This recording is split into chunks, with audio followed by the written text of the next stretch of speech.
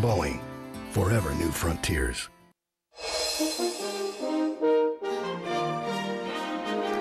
In 10 years as a flight attendant for American Airlines, Lorrie has had her share of memories, but nothing quite like the gesture she witnessed on a flight from Atlanta to Chicago last month.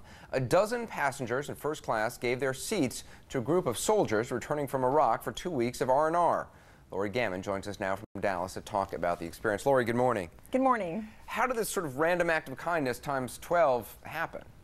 It all started during the boarding process. First class boards first, and typically they take their seats. This time they didn't. A couple of them were standing, and they were watching. And when the first soldier came on board and started walking back towards the main cabin, he stopped him. He said, "Excuse me, what seat are you going to?" And the soldier turned around and said, "Well, I'm going to seat 22E, which is the middle seat."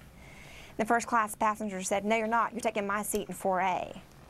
And the first class passenger took his boarding pass and started walking back. Next thing I knew, one by one, the first class cabin stood up and gave their seats to our soldiers and servicewomen. So everyone in the entire cabin did it?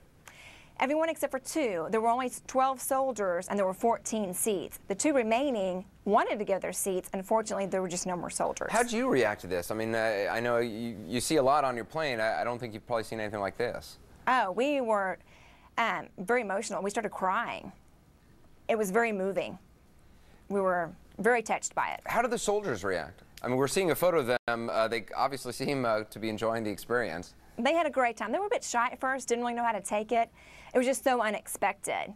But towards the end of the flight, they were having a ball, and they basically just wanted to say thank you to the first class passengers who gave up their seats. Yeah, how did they decide to say thank you? Well, in return, they actually signed Iraqi money they had brought back from Iraq and gave to all the first class passengers and the crew who gave up their seats. I guess you've been with American Airlines, we were talking before, about 10 years. Is this perhaps your most memorable day? Absolutely. It was incredible. It is a random act of kindness times 12. It's a nice one indeed. Lorrie, thanks for being with us. Thank you. Let's check in with Trey. You gotta love that. Yes. A lot more room. You can recline, I think, almost all the way back. I've never been up there. Too.